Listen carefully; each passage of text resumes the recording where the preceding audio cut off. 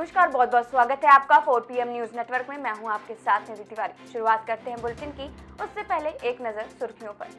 देश में 6 दिन बाद कम हुए कोरोना के सक्रिय मामले। 24 घंटे में 30,549 नए मामले आए सामने, 422 की गई जान। जम्मू कश्मीर के बंदीपोरा में आतंकियों और सुरक्षा बलों के बीच मुठभेड़, एक आतंकी ढेर, सेना का सर्च ऑपरेशन जारी। यूपी, हरियाणा और बिहार में आज भी कई जगहों पर बारिश के आसार, मौसम विभाग ने जारी किया अलर्ट। योगी सरकार का बड़ा फैसला, अब सभी अनाथ बच्चों को हर महीने मिलेगी 2500 रुपए की आर्थिक मदद, 12वीं के आगे भी पढ़ाई में सहायता। सिंघू बॉर्डर से किसान पहुंचे जंतर मंतर पर शुरू हुई किसान संसद में जयंत चौधरी भी शामिल।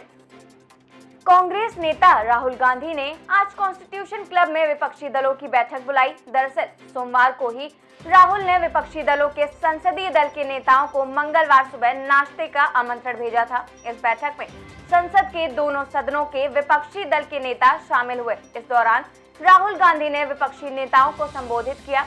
राहुल ने एकजुटता पर जोर देते हुए कहा कि ये एक अहम मुद्दा है। उन्होंने कहा कि हमें इस आवाज को एकजुट करना होगा। ये आवाज जितनी एकजुट होगी उतनी ही मजबूत होगी और भाजपा और आरएसएस के लिए इस आवाज को दबाना उतना ही मुश्किल होगा। वहीं विपक्ष ने इस पूरे सदन में सरकार को जबरदस्त तरीके से घेर रखा है। पूरा दिन सदन के अंदर नारेबाजी और शोरगुल होता रहा है, जिसके चलते संसद का सत्र बाधित हो रहा है। आज भी राहुल गांधी समेत अन्य कांग्रेसी नेता और दूसरे दलों के सांसद भी संसद तक साइकिल से पहुंचे और आज भी संसद में विपक्ष ने अपना रुख नहीं बदला। लोकसभा और राज्यसभा दोनों ही सदनों में विपक्ष के सांसदों ने नारेबाजी की। राज्यसभा में सांसद हाथों में पोस्टर लेकर वेल तक पहुंच गए। भारी शोरगुल के बीच राज्यसभा की कार्रवाई स्थगित कर दी गई। संसद के मानसून सत्र में विपक्ष के हंगामे को पीएम मोदी ने संविधान और लोकतंत्र का अपमान बताया है। वहीं टोक्यो ओलंपिक के 12वें दिन भारत की निराशाजनक शुरुआत हुई।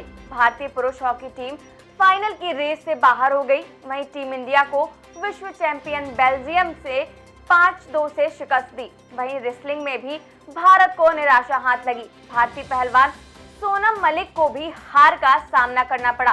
बीता 11वां दिन भारत के लिए शानदार रहा। भारतीय महिला हॉकी टीम 41 साल बाद ओलंपिक में सेमीफाइनल में जगह बनाने में सफल रही थी।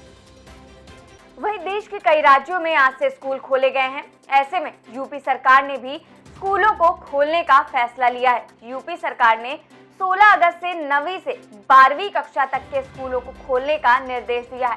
फिलहाल स्कूलों को 50% क्षमता के साथ ही खोला जाएगा। इस दौरान स्कूल प्रशासन को कोविड नियमों का पालन करना होगा और गाइडलाइंस के मुताबिक छात्रों को स्कूल आने के लिए अपने परिजनों की लिखित सहमति लेना अनिवार्य होगा। इसके अलावा सरकार ने कॉलेज और यूनिवर्सिटीज को भी खोलने की घोषणा कर दी है। जारी निर्देशों के मुताबिक 1 सितंबर से प्रदेश में कॉलेजों और यूनिवर्सिटी को भी खोला जाएगा।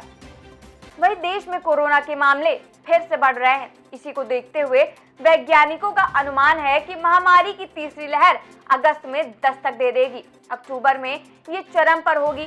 संभव है कि देश में हर दिन 1.5 लाख मरीज मिल सकते हैं।